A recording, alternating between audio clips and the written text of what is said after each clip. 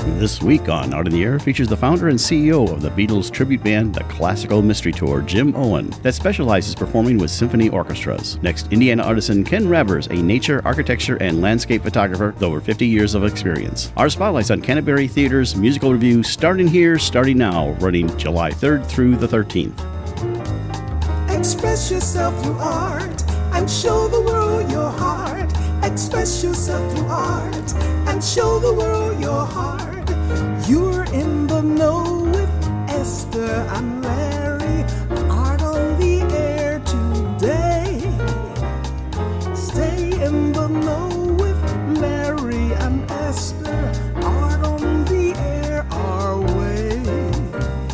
Express yourself through art and show the world your heart. Express yourself through art and show the world your heart. Welcome. You're listening to Art on the Air on Lakeshore Public Media, 89.1 FM, WVLP 103.1 FM, our weekly program covering the arts and arts events throughout Northwest Indiana and beyond. I'm Larry Breckner of New Perspectives Photography, right alongside here with Esther Golden of The Nest in Michigan City. Aloha, everyone.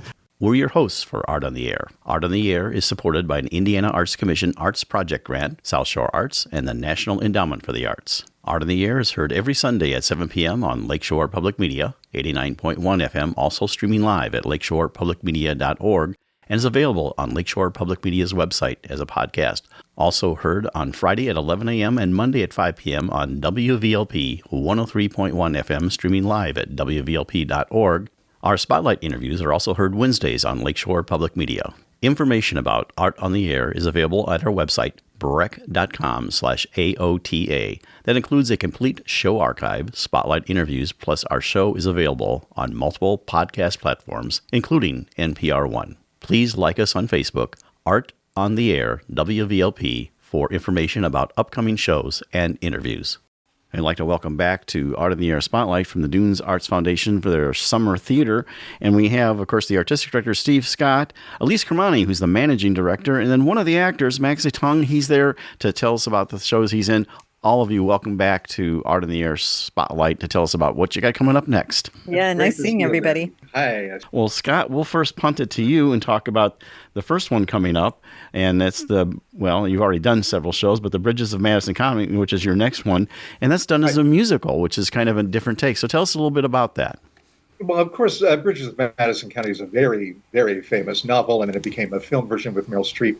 And then a number of years ago, it was turned into a musical for Broadway.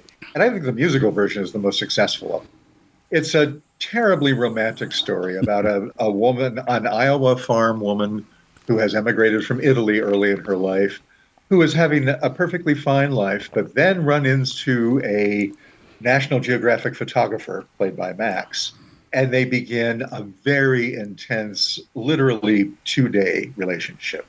So it's all about love and romance and what you might be missing from your life that you don't even know, and what choices you might have late in life that you should take or maybe not take. It's a beautiful story. The music is gorgeous. My main problem directing it is that I cry after every song. So the cast basically thinks I'm a sop, but I am. So. But it's a lovely story, and I think audiences will love it.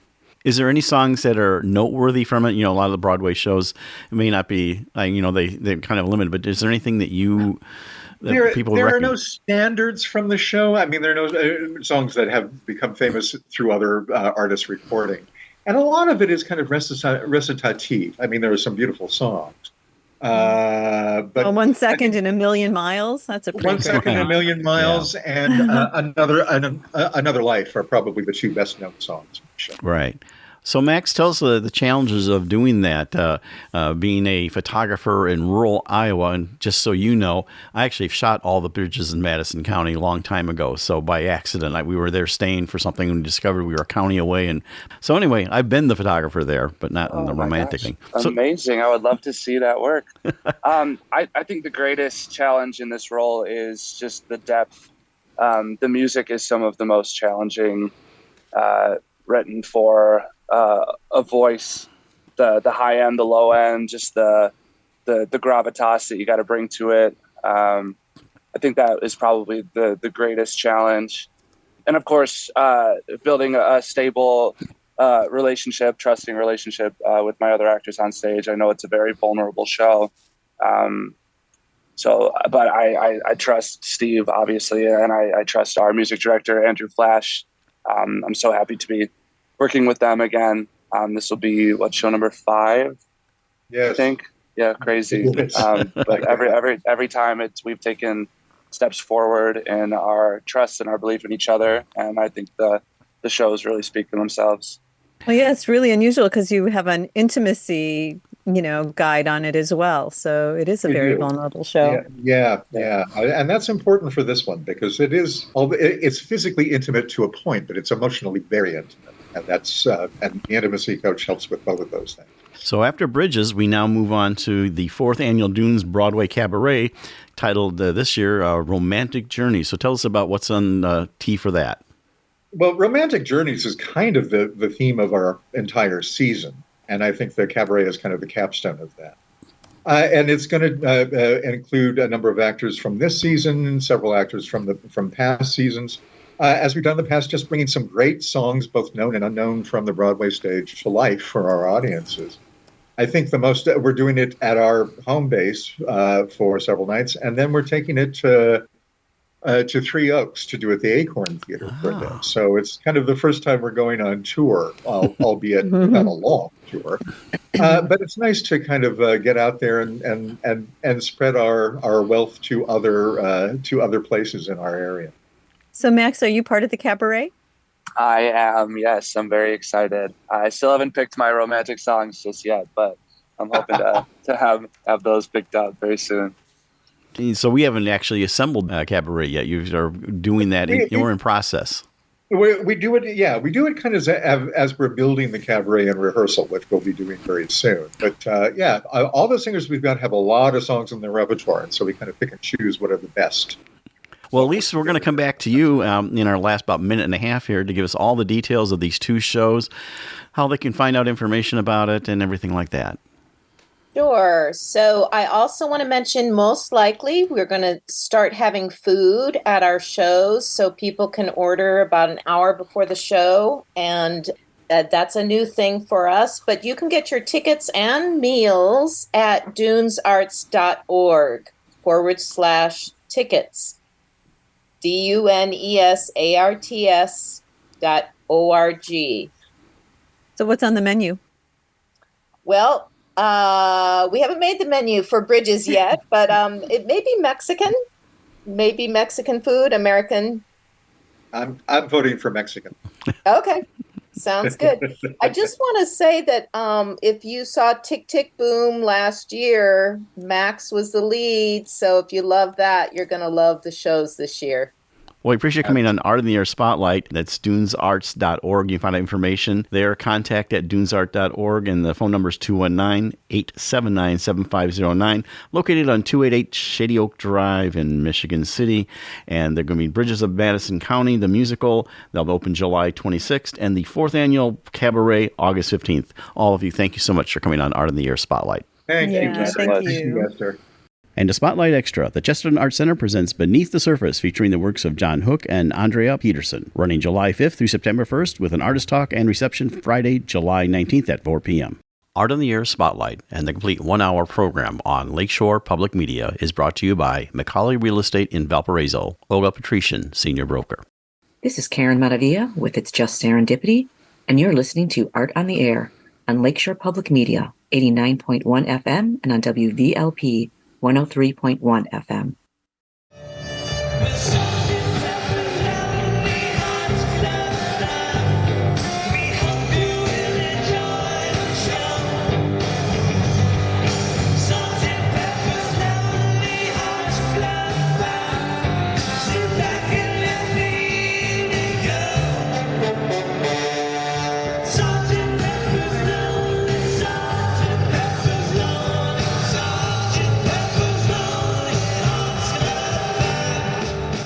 We are pleased to welcome Jim Owen to Art on the Air.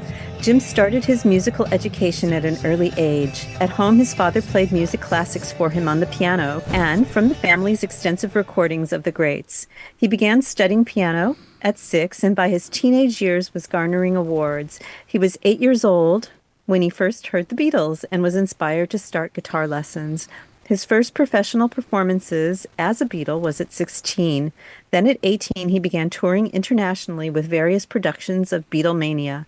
In 1996, Jim began working on his idea for a new show with orchestra. Classical Mystery Tour is the result. Thank you for joining us on Art on the Air. Aloha and welcome, Jim. It's very nice meeting you. Wow, great to be here. Thank you.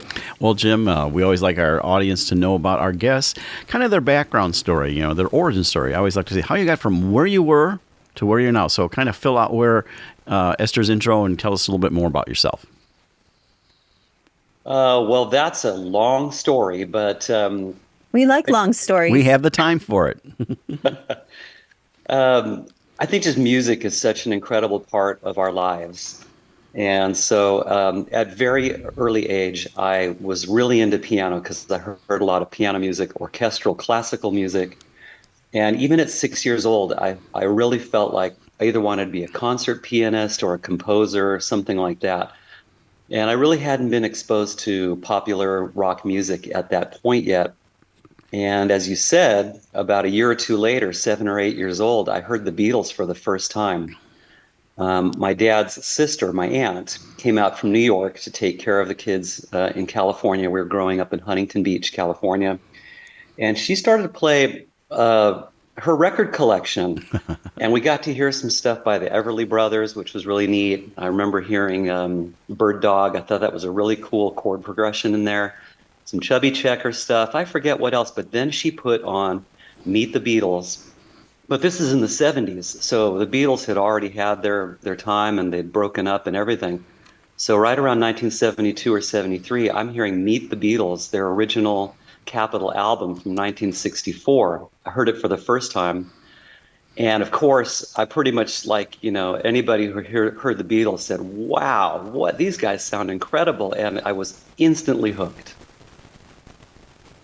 Was there a particular song that grabbed you?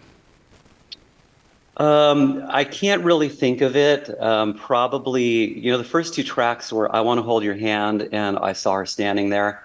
And then it just went on from there. All My Loving, All I've Got to Do, all the songs on that record had this really particular quality. And I think it's really difficult to capture on a recording energy. I think, you know, for studio musicians, it must be really difficult to be in a closed studio and try to muster up the kind of energy you get when you're doing a live show. But that album, Meet the Beatles, had energy all over it, and it just really captured me. Yeah, it's bouncy. And that's what inspired you to start taking up like guitar. Well, yeah, I guess you were already doing piano, but also start taking up guitar at that point? Yeah, so I've been asked over and over, you know, don't you do your own music or write your own songs or things like that, which I would have loved to do. And I certainly tried to do that, but I didn't really have a talent for creating new music. I think my talent really lies in playing other people's music well. And, so, you know, starting off taking piano lessons, that's the whole point, is to play classical music pretty much the way the composer intended. And so it was no leap for me to think, well, I could play Beatles music just the way they did it, but of course I'd need a band to play with. So I started learning guitar. At 8 years old, I didn't really think much about singing. I really just wanted to learn guitar. So I was way into George Harrison's guitar style and learning lead guitar. And I did most of that by ear. And that's sometimes the best way to play music. I mean, long before there was musical notation and things like that, that's how people created music in that way. So here you are. You've gone 8 years old, heard your first album, and then you kind of, over the next few years, developed to a point that at age 16, you're doing your first performance as a Beatles. So tell us about that process. Yeah, and that first band. Yeah, well, it's really fun to be in school and meet people at school who you find have similar interests. And the funny thing is, in the 70s, a lot of the guys that I would meet wanted to play other kinds of music, like Led Zeppelin and things like that. But I met who became a really close friend of mine. He was also crazy about the Beatles, and he was way into the drums. So that was the first kernel of a band. I played lead guitar. He played the drums. We were 11 years old. The other two guys played bass and rhythm, and they kept bugging us to do other stuff like Led Zeppelin. And we're like, no, we just want to play Beatles music. And right around that time, this Broadway show came out called Beatlemania. And of course, that played in New York, but it came to LA, I think, in 1978. And we could not wait to go see this show. And when I saw it, I'm like, that's exactly what I've been wanting to do, because, the Beatles had broken up in 1970, and all throughout the 70s, it was always in the news. Who's going to get the Beatles back together? What multi-million-dollar offer can get the Beatles to play one last concert? Of course, it never happened. And there was a lot of people like myself who never got a chance to see a Beatles concert. And I think Beatlemania, that Broadway show, was really fun in the way that it brought four guys together on stage who, by costuming, and of course their musical talents, their ability to sing and play as if you were watching a Beatle concert. And so I saw that in 1978. So that's exactly what I've been wanting to do. How do you do it? I mean, at 18 to start touring, how does that connection take place? Yeah. So yeah, in Huntington Beach and kind of around our local area, we tried to play some little shows, whatever we could do, just for the love and joy of playing Beatles music. There was kind of this thing, it's actually still something that happens, called Fest for Beatles Fans. And at the time it was known as Beatle Fest. They had to change the name, I guess, just due to the name Beatle being too prominent in Beatle Fest. So it became Fest for Beatles Fans. But we went to that in the early 80s, and there was a battle of the bands, and, just musicians got to know each other. And eventually I connected with some of the guys that were doing that Broadway show, Beatlemania. And when it came to the show, that show Beatlemania actually had to stop at some point. I think there was a legal battle. But they continued to play, members of Broadway Beatlemania. And when they needed a guitarist, and they knew me, so I got called to start playing some fill-in shows with these guys. And it was really amazing for me, because I got to travel around and, really do it professionally. And that's how I got my professional chops. And over the years of doing that, a lot of Beatles music features orchestral instruments, and, they didn't have orchestral players. They just would maybe hire a keyboard player to kind of mimic that on a keyboard. Some of the groups used backing tracks where they would have synthesizers playing the orchestra parts, backing it. But it was the 90s. So it took a long while for me to finally put this together. In the early 90s, I met a saxophone player. And I said, would you fill in for us sometime when we play Lady Madonna and play the sax solo? And he never would. But then I got really determined to do live with live orchestral musicians. And I thought, yeah, I'll get a saxophone player. And then it wouldn't be that hard to get a string quartet. We could do Yesterday with a string quartet. And then immediately it just clicked into, no, it's got to be a whole orchestra. And we need to recreate all those incredible George Martin orchestral parts that he did on the original Beatle recordings. And it took about a year to put this together, and Classical Mystery Tour premiered in 1996. Well, it was such an inspired idea that you had. I mean, and I can imagine, I think I read that you tried to get the scores, from the UK, but that proved impossible. So you found somebody who listened and charted everything for you. I mean, what a mighty, huge operation. Yeah, he was amazing. I was taking some classes just for fun and enrichment, let's say, at Cal State Long Beach in Long Beach, California. So I went to the music office and I said, I've got this idea and I need somebody who can create orchestral charts. And the person at the reception desk there said, oh, you got to talk to Dr. Herman. So I made an appointment to meet Martin Herman. He was a professor there, composer, conductor, arranger. And when I told him my idea, he actually didn't take me seriously and was thinking, why would anybody want to go see a show like that? You can just listen to the original Beatles at home.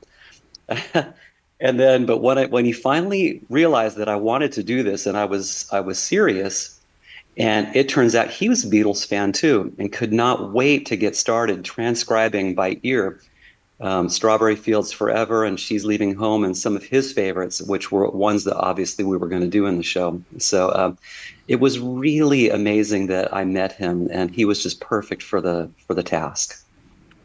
Now, early in the Beatles' career, they actually, I think they did a thing called 3-track multi-track recording.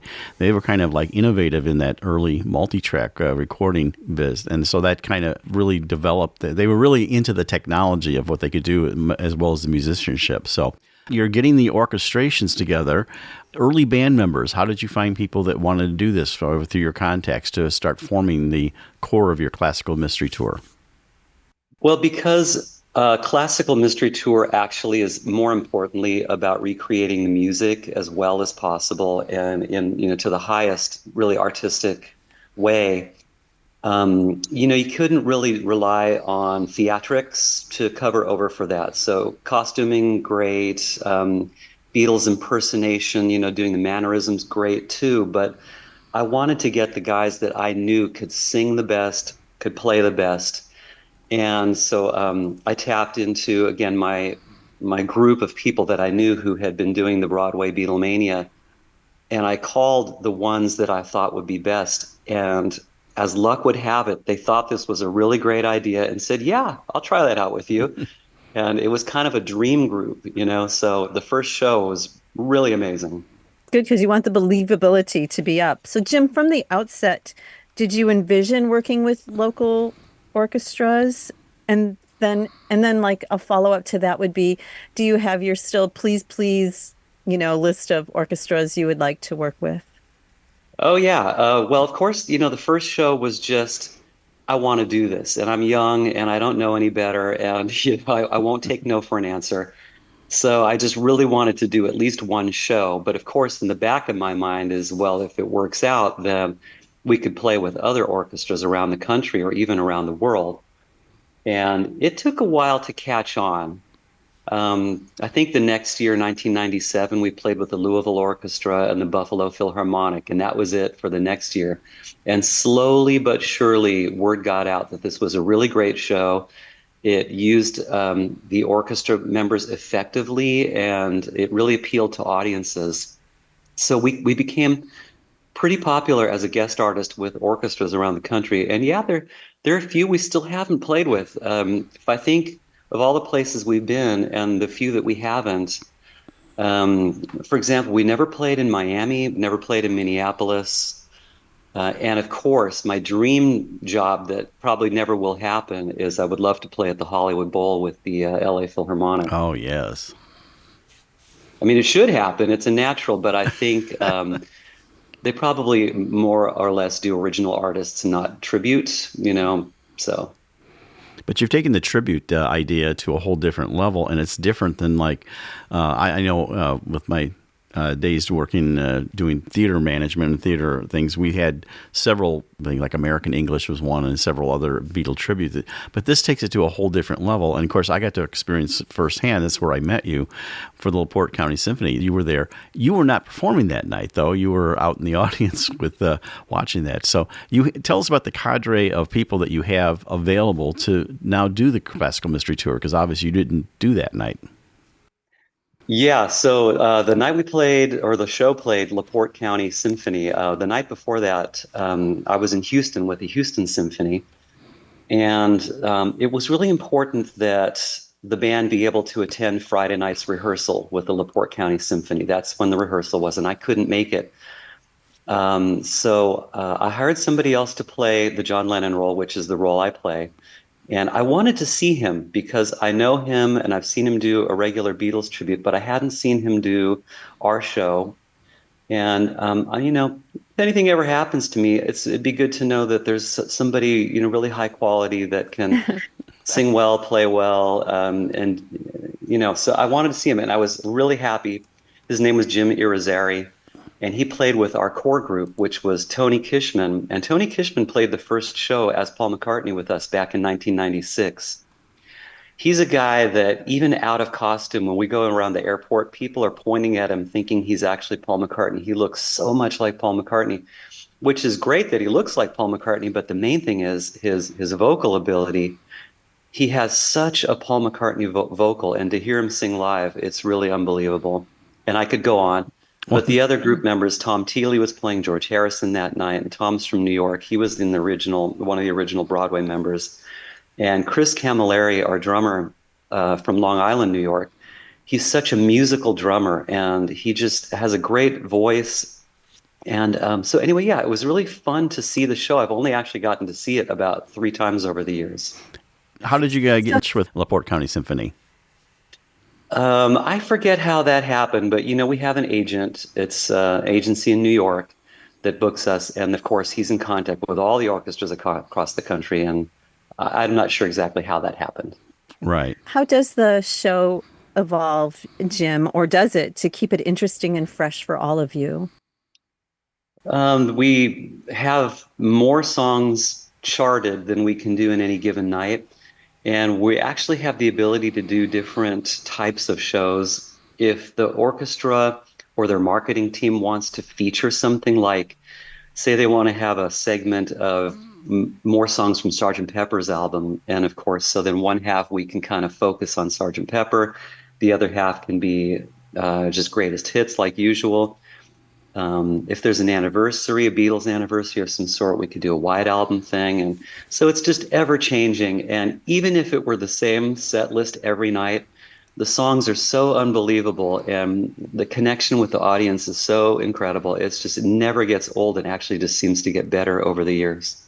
Oh, that's nice. Do you stay in character when you sign autographs at the end of a performance? Yeah. We like to go out in the costume afterwards. I don't know if we actually stay in character, but we look in character. You lose the accent, though. Yeah. The show has some scripts and some jokes and things. We try to do our best Liverpool accents for that. What do you do for pleasure on your off time? Like, do you do open mics at all, or? No, it's actually quite a busy life. Just keeping a show like this going and preparing for upcoming shows, and having a family. All of us are family men, so we don't really get a chance to do much fun stuff like that. Is there any project you'd like to do outside? And of course, you just said how busy you are, but is there any project that you are doing or want to do aside from the Beatles? Like you said, okay, I've really done this. I've got this nailed down. I can do that and keep it fresh. There's a lot of Johns in the wings. But yeah, is there something else that's saying? Well, there's another project that I want to do. Yeah, absolutely, and that would be getting back into classical music. I've got a fantastic piano here in my living room, and I hardly ever get to play it. And I keep telling myself I just want to learn some chamber music, something on piano, get together with some local musicians. One of my dreams actually is to play this violin piano sonata by César Franck. It's just unbelievable, and I've got a violinist willing to do it with me, but I still don't have the time to get back into that. But yeah, that's my dream. So, Jim, other things that what do you do for fun that's not music? I mean, I realize the music, it may be fun, and you have the unique privilege of doing something you enjoy. But what does Jim do that's away from Classical Mystery Tour? A travel has to be one of life's great things to do, honestly, to see new places, especially foreign countries, different cultures. Being out in nature is just so enriching to a life. And when you take the show, I've seen in your information, you've taken it overseas. How's the reception there to Beatles music? It tends to be universal, but some of the places you've taken, what's been the reaction? Universally, just wherever you go, people are so familiar with Beatles music, Beatles songs, and I feel like the message in Beatles music touches people in much the same way. And so when you do that live in concert and add the element of the full symphony orchestra behind, I really can't explain what a fantastic. And I've just been told by people, what it is like for them being in the audience, and that's just really what keeps us going. And it's the same, anywhere we played in the world, be it Europe, Australia, Asia, South Africa. The list goes on. Thankfully, we've been able to do this all over the place, and it's just been great. Los Angeles Philharmonic, got to add that to the list. Yeah. I know I read that you started out as George. Have you ever, since you started playing John Lennon, have you ever had to switch back, or have any of you had to switch roles? No, I haven't had to. There's so much talent. I haven't had to, but that was quite a transition where I was so into it, and I really, really honed my performance and my vocals. And George Harrison's song "Something," I would consider that was my signature song, and I really loved it. But I find that I'm a better suit for the John Lennon character in the end, and I really enjoy singing more. So the transition was a tough one for a lot of people to accept, including me. But it turned out the best, and it's just. It would be hard to give up "While My Guitar Gently Weeps." That's an exquisitely beautiful song. Yeah, but then when I saw Tom Teely do it, or somebody else like Joe Bithorn, and now those guys, wow. Have you ever met any of the Beatles that are still around? No, I wish I had, and I always wanted to meet their producer, George Martin. I never have. I met a one-time early Beatle, Pete Best. He was a really nice guy. He was their original drummer before Ringo came in. I met some people who were very close to the Beatles, like John Lennon's first wife, Cynthia. She was very complimentary and said, "How do you sound so much like John?" And I couldn't believe she spoke those words to me. It meant the world. Well, unfortunately, Jim, we have to wrap it up here. I want to give you a chance to put your website out there, any future concert dates that you got coming up, and some orchestra out there wants to book you. To let us know about how they could do that. The website is classicalmysterytour.com, and the dates page is constantly being updated. I think the next show will be San Francisco on July 18th. Well, we appreciate you coming on Art on the Air. That's Jim Owen, who is the creator, founder, and now the John Lennon character in the Classical Mystery Tour. And we, of course, had them at the LaPorte County Symphony. Thank you so much for coming on the show and sharing your arts and music journey. Thank you very much. Yeah, thank you, Jim.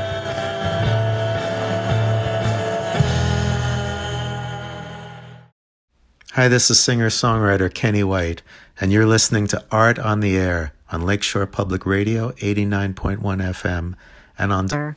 With a career of over 39 years in civil engineering, Ken began a photographic hobby in the early 1970s that blossomed into Ken Rabbers' photographic art around 15 years ago. His photo work is primarily nature and landscape, with forays photographing architectural and motorsports subjects.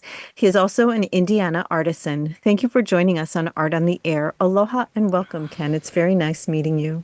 Well, thank you for having me. Well, Ken, it was a pleasure to meet you at the Indiana Artisan event down there in Indianapolis when I popped in there, and that's where we first connected.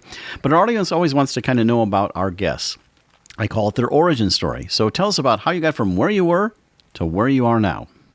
Well, I grew up in Illinois in the Chicago suburb of Glen Ellen. Spent the first 27 years of my life there, and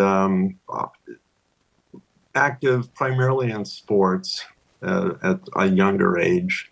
My first memory using a camera was when I was about 8 or 9 years old.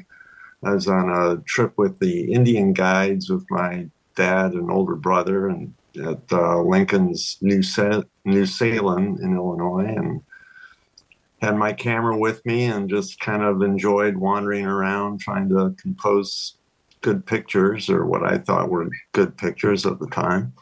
Enjoyed that, but really didn't give that much thought as far as something to pursue as a vocation or a hobby or anything like that. Just all my friends were into sports and playing baseball, so that was really my focus growing up. Didn't really get a real camera, single lens reflex, until early 1970s, and just kind of went from there. Always liked photography, but never really had the inclination to really make a purchase and get started until that time, and just kept on going. So what captured you to do those? I mean, what were those first images? Were they landscape? Were they people? They were more people, and just focusing on where we were. And I was trying to, as I recall, trying to take pictures that would tell something, either a story or have something to talk about, not just snapshots. But other than that, I really didn't get into, I guess, an appreciation for landscape photography until probably late in high school. Just I've always appreciated it. I grew up camping and hiking with my parents, and always had an appreciation for nature and the outdoors. So it just kind of that's always stuck with me. So Ken, were there any other family members interested in the arts? My grandmother on my mother's side, she did a lot of painting that no one really knew about until she passed away. Oh, wow. And but it was something that she did quite a bit. My father's father, my grandfather on his side, was a photographer, just as a hobby, but he was a somewhat of an influence as far as showing me certain things about photography and cameras and light and things of that nature. So we have a lot of photographers who do listen to this show. What was that first camera? And then maybe tell us a little bit about that. I wish I could remember what it was. It was a pretty inexpensive SLR. It may have been a Pentax. It had screw-on adapters for telephoto and macro, and it did great. It was a great camera to get me started, and after I had that for a very short time, I knew I wanted something a little bit better and something that would give me some more options as far as lenses and things of that nature. Yeah, the K1000 was a starting place for a lot of them. So what did you segue into after that Pentax? A Canon FTB, which is at the time, I think their number 2 camera, just below the F1. And I was afraid that I was biting off more than I can chew, but it ended up being a fantastic camera. And I had that for many, many years and got a lot of great images using that camera. Really enjoyed it. And I still use Canon equipment. What's your current Canon? I have a Canon R1, okay. Which is one of their first mirrorless cameras. And that I ended up purchasing after my 6D took a kind of a crash and burn in a parking lot in Arizona. So the tripod collapsed and the lens fell, the camera fell, and luckily I had insurance. Oh, that's good. So I was able to, and the insurance agent encouraged me to upgrade my camera at the time, take advantage of that. So I did. How do you like mirrorless compared to a DSLR? But the main thing that I like about it, I have a couple of things, but I like the fact that I don't have to worry about locking up the mirror if I'm taking time-lapse photos. I like the fact that I can look in the viewfinder and kind of have a built-in distance meter, which really helps. Other than that, not a whole lot of difference. It's still, the functions are all the same. There's a few more things that I can customize with the mirrorless, but that's just more due to the electronics and the actual functionality of it. Did you have any of your old lenses using adapters to the R? Did you use that or? Yes, I did, because I had some really nice lenses, and eventually through the years I've sold off some of those and replaced them with mirrorless lenses.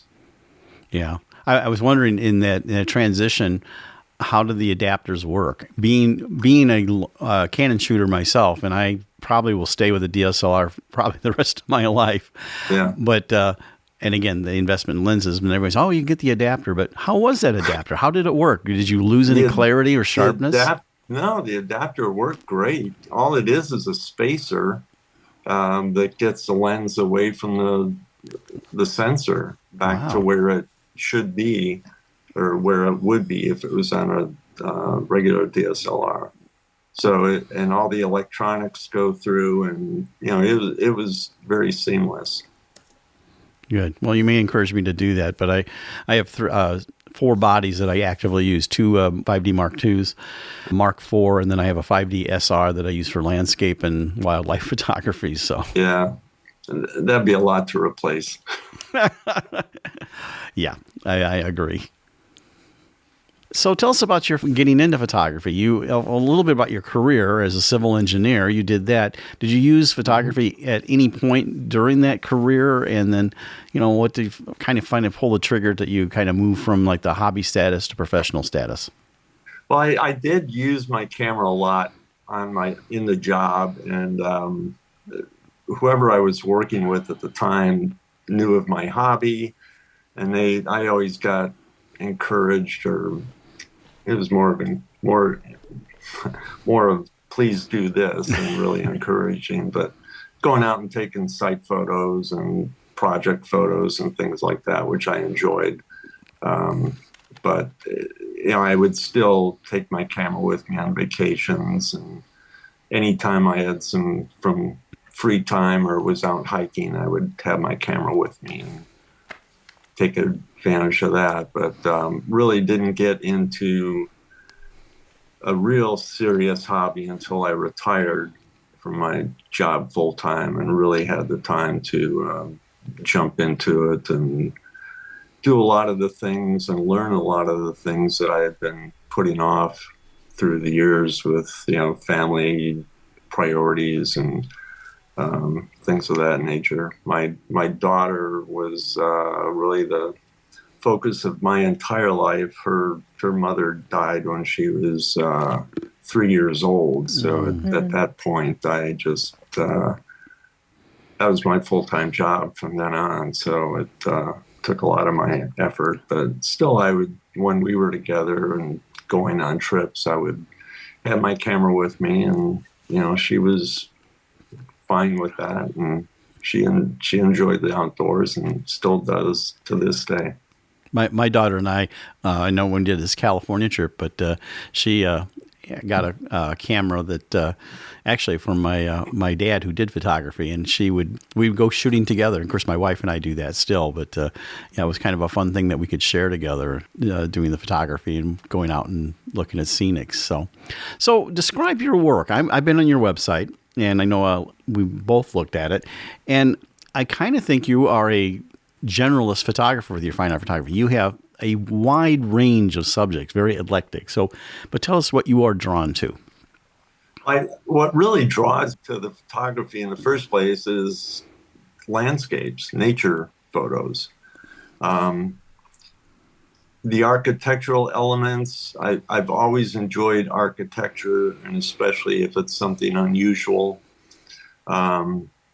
Cars, automotive stuff, that's something that I remember from, being 3 or 4 years old, always being fascinated with cars. So those kind of I get drawn into those occasionally, even though my primary subject matter is more landscapes and nature type things. I like the grand landscapes or scenic vistas and things like that, but also like more intimate locations where, you just get hopefully drawn into a location and drawn into a photo. You're listening to Art on the Air on Lakeshore Public Media 89.1 FM, on WVLP 103.1 FM. You know, I read your about me, and it said that you don't add color to your photos, but they are enhanced. Is that true? Because you did put this, say that you want to duplicate what you saw as you were taking the photo. So how do you process, or what is your processing of your image? Because digital is like a whole different thing than, Yeah, film. I bet this, as drastic as I get, is I occasionally will add a little bit of saturation, but very, very little. I go a little bit heavier than that on the vibrance, but how I get the colors to come out is more with light, with changing the exposure and using masking, so I can concentrate on portions of a photo to enhance, certain areas, to get the viewers to hopefully see what I want them to see, or get drawn into the same type of feeling that I felt when I clicked the shutter. I have sort of an odd question. So in your home, do you hang your own work? Are your photographs up in your house? And if they are, which of your categories do you favor the most? I have quite a few in the house, primarily because my wife, if I were living here by myself, I probably wouldn't have as many. But they're all landscape oriented. We've got a series of 3 black and white images over our entertainment center, and that was her idea. She must have seen it somewhere and thought that would look nice. So I thought, well, okay, I'll come up with some that hopefully she'll appreciate, and she liked that idea. So we've got those. She's a fan. A couple of, some of what I think are my more favorite images in our entryway, and then some in the living room and kitchen, bedrooms, pretty much everywhere. That's nice. So is my home that way too. We have a lot of my wife's work up all over, and then I have the hallway leading to my studio. Behind me here is actually my, I guess you would call it my headshot and small studio that I do portrait work and everything. But the long hallway leading to this, I have all the stuff that's not on an exhibit or I swap things out in the house. So I put things out like that, just like you. So you live with your artwork. So. Back to the questions of processing. What post-processing? Are you a Lightroom guy, Photoshop, and everything? I use Lightroom and Photoshop together. I always start in Lightroom, and that's how I keep my catalog straight and everything organized. And I'll often move to Photoshop if I want to do more masking and work on certain portions of an image, and usually finish up in Photoshop also. I assume you start in RAW. I mean, I would imagine that someone doing the quality work you are, you're not a JPEG shooter, unless it's just for fun. Yeah, okay. No. Yeah, because when you were talking about adding saturation, if you take a RAW image and view it, and it looks very plain and flat and everything. Yeah. And it's like, well, no, but that's not how it's supposed to be. It requires processing and everything. So.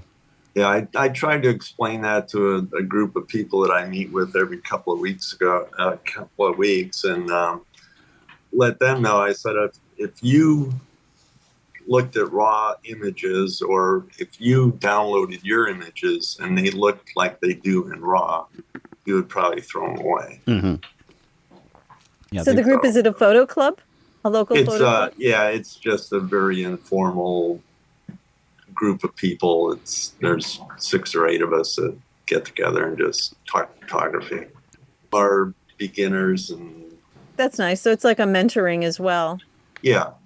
So with your motorsports, do you do NASCAR as well? Did you like NASCAR as a child? What led you to motor cars or motorsports?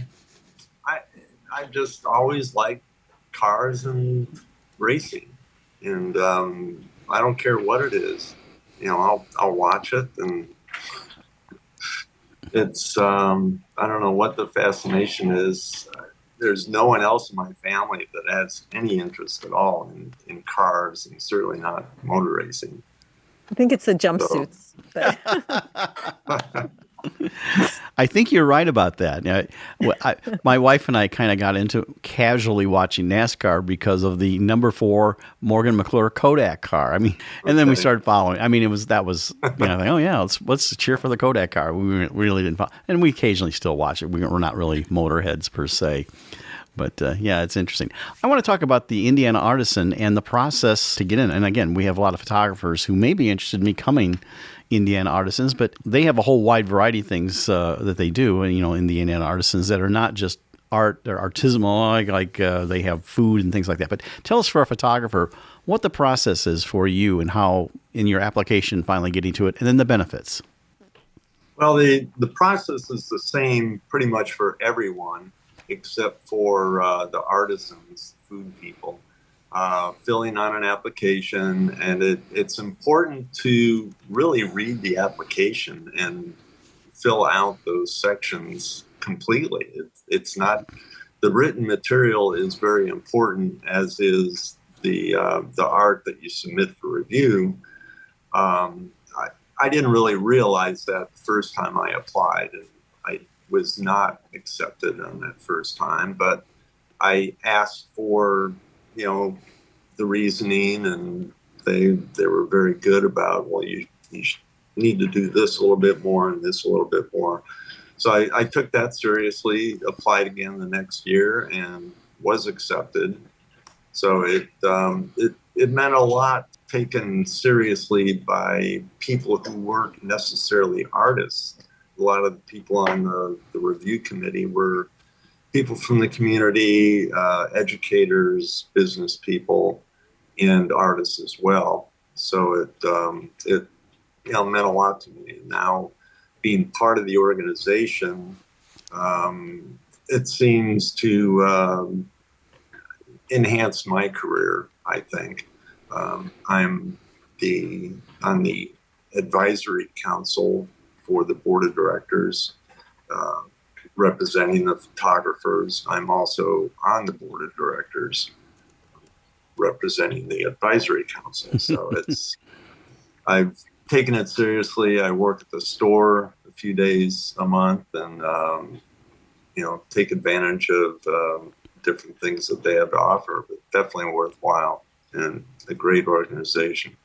Right. I know that one of the missions they would like to do is get more artists from Northwest Indiana, because we have an artist-rich community up here, to become Indiana Artisans. And we've talked to her about that, bringing them into the fold down there. So that'd be important. Is there a subject that you want to shoot that you haven't yet done?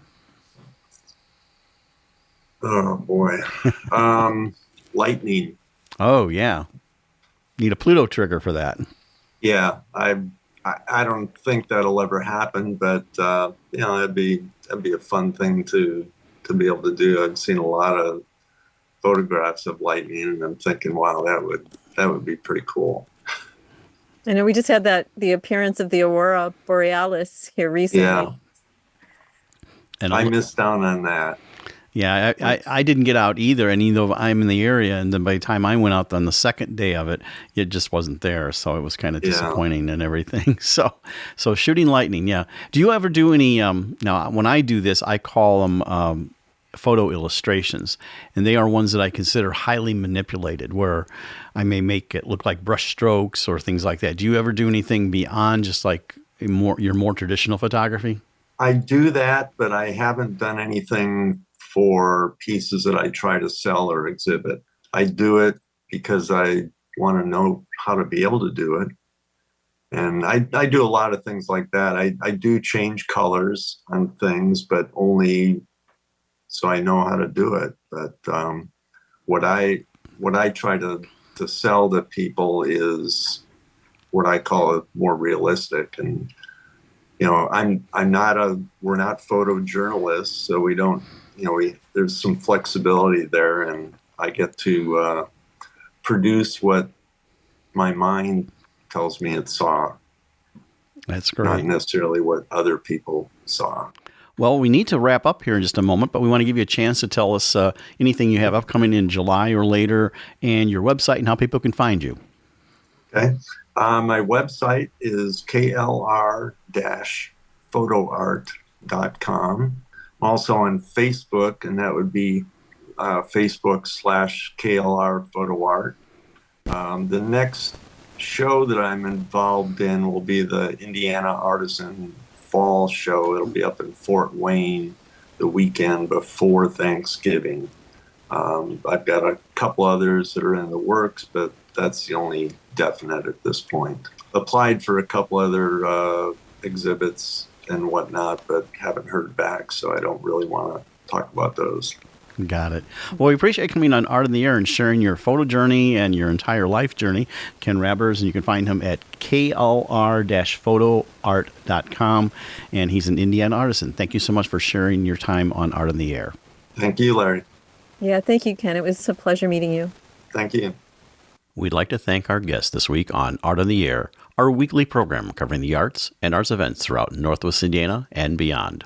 Art on the Air is heard Sunday at 7 p.m. on Lakeshore Public Media, 89.1 FM, also streaming live at lakeshorepublicmedia.org, and is available on Lakeshore Public Media's website as a podcast. Art on the Air is also heard Friday at 11 a.m. and Monday at 5 p.m. on WVLP 103.1 FM, streaming live at WVLP.org.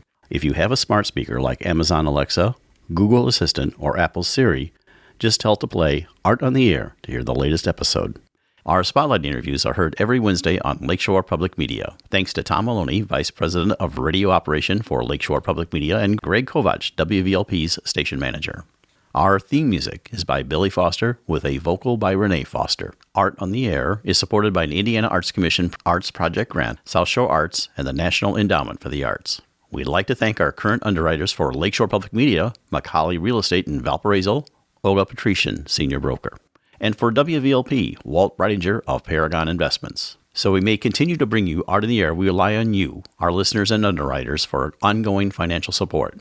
If you're looking to support Art on the Air, we have information on our website at breck.com/AOTA, where you can find out how to become a supporter or underwriter of our program in whatever amount you are able. And like I say every week, don't give till it hurts. Give till it feels good. You'll feel so good about supporting Art on the Air. If you're interested in being a guest or send us information about your arts-related event or exhibit, please email us at aota@breck.com. That's aota@breck.com, or contact us through our Facebook page. Your hosts were Larry Breckner and Esther Golden, and we invite you back next week for another episode of Art on the Air. Aloha, everyone. Have a splendid week. Express yourself through art and show the world your heart. Express yourself through art and show the world your heart. You're in the know with Esther and Larry. Art on the Air today. Stay in the know with Larry and Esther. Art on the Air our way. Express yourself through art and show the world your heart. Express yourself through art and show the world your heart. Express yourself.